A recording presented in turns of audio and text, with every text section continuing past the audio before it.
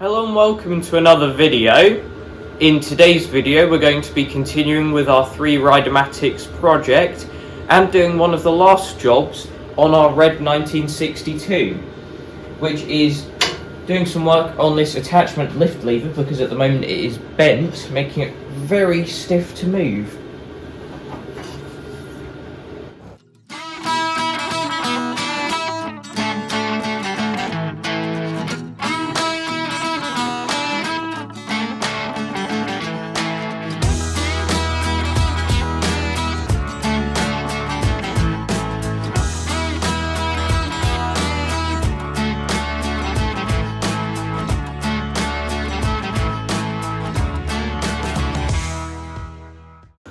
We have it up on the bench now, and if I put a square on here, the mounting bracket is pretty much square, so we don't think that is where the issue lies. Whereas if I put this straight edge up against here, you can see that this part of the lift lever is massively bent. So we think that's where the main damage has been caused. And if you look at this kind of rod part that works on the button, that bend looks very gradual, and this part kind of points upwards as well, which you would expect seeing as it's bent backwards, but we think that this bend should be probably a bit tighter, and then it seems to kind of curve around between the two, which it shouldn't do. So we'll have to see how that changes when we unbend this part, which in theory it'd be nice and easy to just chuck a scaffolding pole or something on here and bend the whole lot outwards with it still mounted, but we think that would probably bend the mounting bracket rather than this due to it being thinner material, so we are going to have to take this lift lever off. Issue with that is the fact that it is attached to this lift bar that goes to the back. We'll have to undo that, and attached to the lift bar is a huge spring on a 1961 or 62 Rideamatic, which runs from all the way back here forwards to here. So that's kind of how long it is. It's a solid, well, it's over a foot long probably, and it's in tension, so we're going to have to be very careful undoing that because I'm not fully sure what's going to happen to the lift bar. I'd imagine it'll just go donk or the other way, but we'll have to see. So let's start the disassembly. We're now trying to remove this bolt here, which is threaded into the lift arm itself and then has a lock nut on the back, which we've already taken off. Now we've moved the lift arm as far back as it will go, which is equivalent to lifting your implement up as much as possible, and that has compressed the spring as much as possible too, so that's just that's the least amount of tension that we can get on there. And looking at the back, the linkage appears to be hard up against kind of these toolbox panels, so we don't think it'll go anywhere, but time will tell. But I'll just quickly proceed with caution when taking this bolt off. Try to keep my hands out of the firing line if it does look like it's going to jolt anywhere.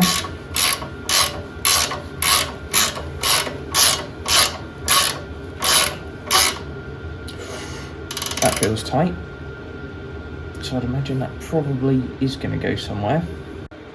So we cut there because it was looking a bit dodgy, and now that we've got the bolt out, it did move a little bit but not too much. If I just kind of pivot this, you can see there isn't too much tension on there and it shouldn't be too difficult to line that back up again.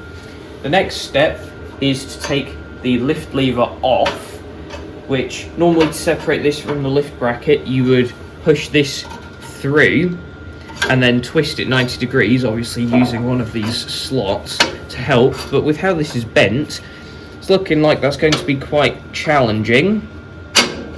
So this is probably going to require both of us. We're going to try and do this off camera with one of us kind of pushing it through and levering it, and then the other one twisting it when it gets through. And then the only thing holding this on after that is another bolt and lock nut that mounts the chassis bracket to the lift lever itself. We have taken some other bits off, like the deck hanger here, and we've already taken the split pin off of here. So this is ready for us to try and pivot this round. hopefully we'll come back to you in just a second with this off. We've now twisted this rod part round 90 degrees, and we've taken the bolt off as well, so that is just sitting on there. It's always very tight around this area when it comes to getting the bolts off and everything. And obviously if you were trying to paint up one of these tractors, you would want to do this by moving both parts rather than just removing one, whereas seeing as this is not painted up, we're going to sacrifice a bit of the paint to do that. So this is fully out now, and that was actually easier than when we tried to do it on our 1960 Rideamatic, because they definitely had to be done at the same time. Now if we have a look at this, if I get straight edge against here,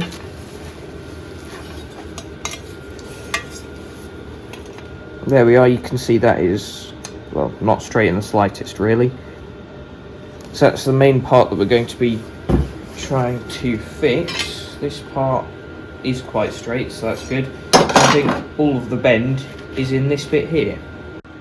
Now we started rigging up the lift lever in the press here, and we soon realised that we needed to take out the rod that kind of goes into each of the slots on the chassis bracket. So we unscrewed the button at this end, took the spring out, and then took the rod out of the other end, and that meant that we could actually sit it flat on these blocks here, which you can see those white paint pen marks either side, there and there, which are just kind of rough marks that we did a minute ago, so that we could try to push in the center of the bent area, and that is pretty much showing the entire bent area. And we've got that fully supported now, so it's ready to be pushed. Now we're going to have to do this by eye, unfortunately, and we're going to have to kind of go a bit further past where it's flat, because it does spring back a bit on this press when you release the pressure. But now to give it a bit of a push. You can see that's already making a massive difference. Not sure if it's there already, it might be.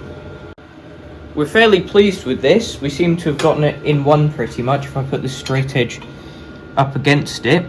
So that's good. Very happy with that. And that means this is all ready to go back together pretty much. So we've got the rod here, which while we had it out, we cleaned up the thread on the end of there. So that's much better condition now.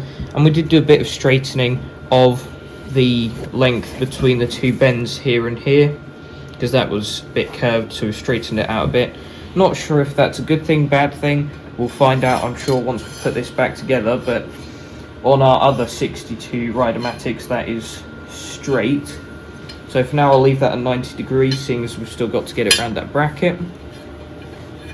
So I push it up here, get the spring in there, which this is what the spring looks like, by the way, in one of these. I'm not sure if we've shown you kind of the assembly of one of these lift levers before. Then I just wind this on, hopefully, if I can get this centered. There we are.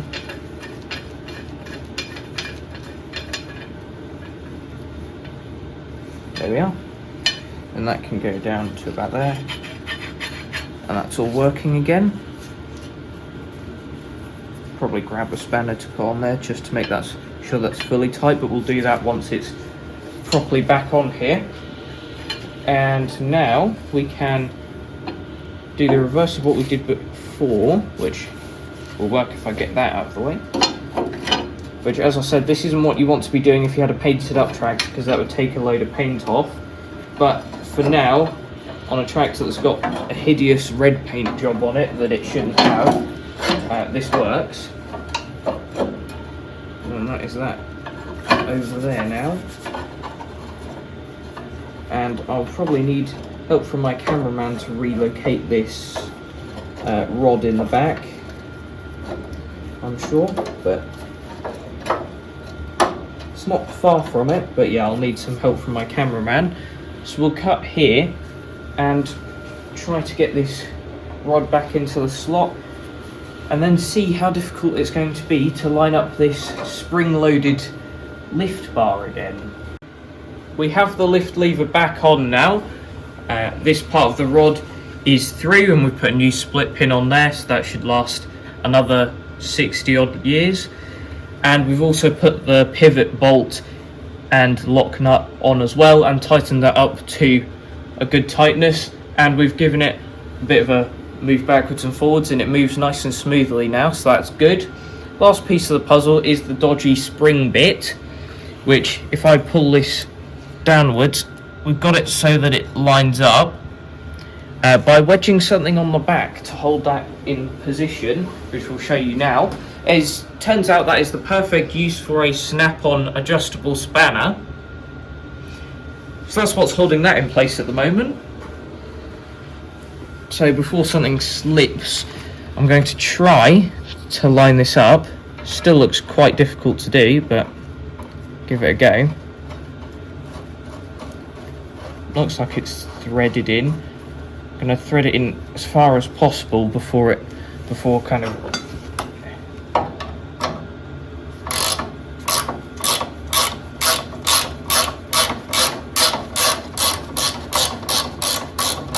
There we are, I can let go of that now.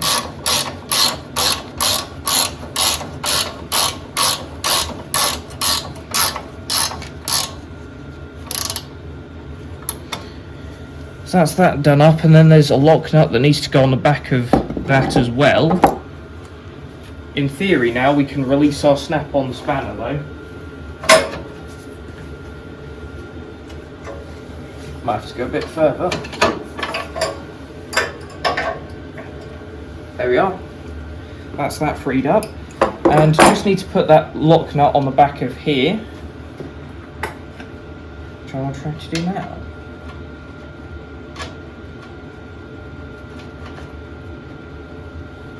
It's a bit tight.